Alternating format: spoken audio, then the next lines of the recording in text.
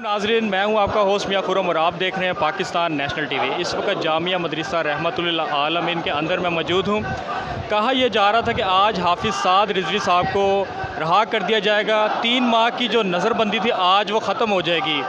Jail superintendent की तरफ से भी कहा जा रहा था कि 5 बजे हाफिज़ साद रिजवी साहब को रहा कर दिया जाएगा, लेकिन अचानक 7 बजे वकला की तरफ से कहा गया कि हाफिज़ साद रिजवी साहब जो है वो 7 बजे उनको रहा कर दिया जाएगा, उनकी नज़रबंदी ख़त्म हो जाएगी।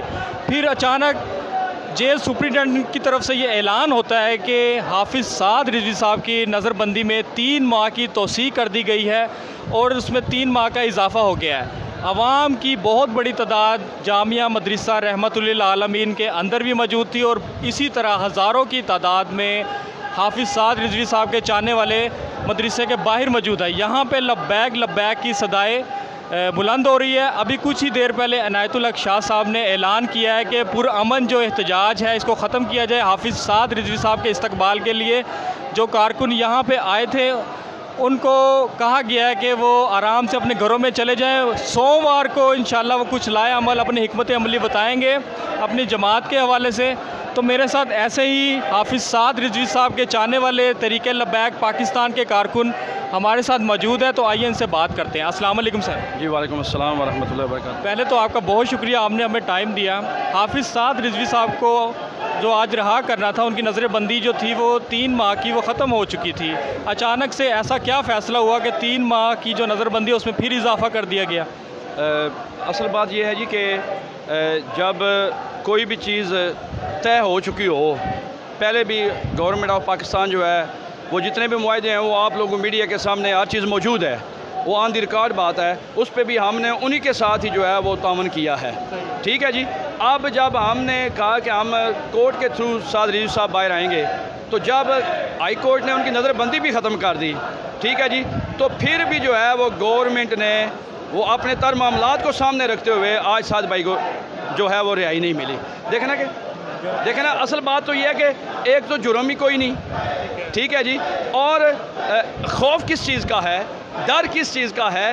क्या वो हजूर के चाहने वाले हैं, हजूर से मोहब्बत करने वाले हैं, या लब्बैक या रसूलल्लाह के नारे लगाने वाले हैं? ये उनका जुर्म है। तो ये अगर उनका जुर्म है वो तो वहाँ भी कर रहे हैं और यहाँ उनके चाहने वाले भी कर रहे हैं। अच्छा, जब 3 जजों के मुश्तमिल पैनल ने हाफिज़ साद रिजवी साहब से पूछा कि आपकी नज़रबंदी जब ख़त्म हो जाएगी, अब ये हुकूमत चाहे कि आप पे दफ़ात कोई ऐसी ना हो तो आपको रिहा कर सकते हैं, तो हाफिज़ साद रिजवी साहब ने अपने उस सवाल के जवाब पे कहा था कि उन्होंने अपना केस खुद जजेस के सामने वो खुद लड़ा है, वकला नहीं थे उस मौके पे। तो उन्होंने कहा था कि अमन व अमान की सूरत-ए-हाल होगी और कारकुन मुश्तइल नहीं होंगे, तो आप जो है अगर रिहाई होती है तो फिर आराम से मेरी रिहाई मुमकिन हो सकती है। लेकिन आज जो है वो कारकुनों की बहुत बड़ी तादाद कोट लखपत जेल के बाहर भी मौजूद थी, मदरसे के बाहर भी मौजूद है और पुरअमन एहतजाज हो रहा है और कारकुन बहुत ज़्यादा खुश थे कि 3 माह के बाद हाफिज़ साद रिजवी साहब रहा हो जाएंगे। तो इस सारी सूरत-ए-हाल में मुझे नहीं लगता कि कहीं अमन व अमान की सूरत-ए-हाल ख़राब हो सकती थी। ये असल बात तो ये है कि देखें ना कि जो कोई भी पार्टी लीडर्स जितने भी आज से पहले जितनी भी जमातें हैं उनके बाहर आते रहे हैं, पहली बात तो ये आया किसी गवर्नमेंट ने उनकी रिहाई के ऊपर ये इकदाम उठाया है? क्या ख्याल है? नहीं ना उठाया।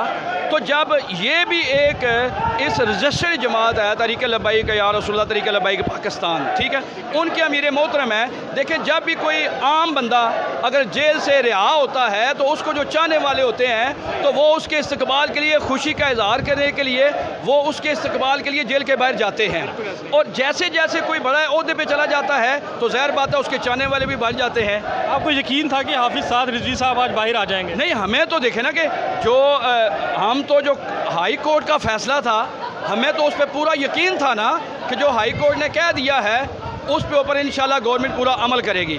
तो वजह क्या बनी कि नज़रबंदी 3 माह में उसमें तोसी हो गई? क्या कुछ ऐसी दफ़ात थी कि उनकी ज़मानत नहीं हो सकती थी? नहीं, दिफात तो है ही कोई नहीं, नज़रबंदी में तो कोई दिफात होती ही नहीं।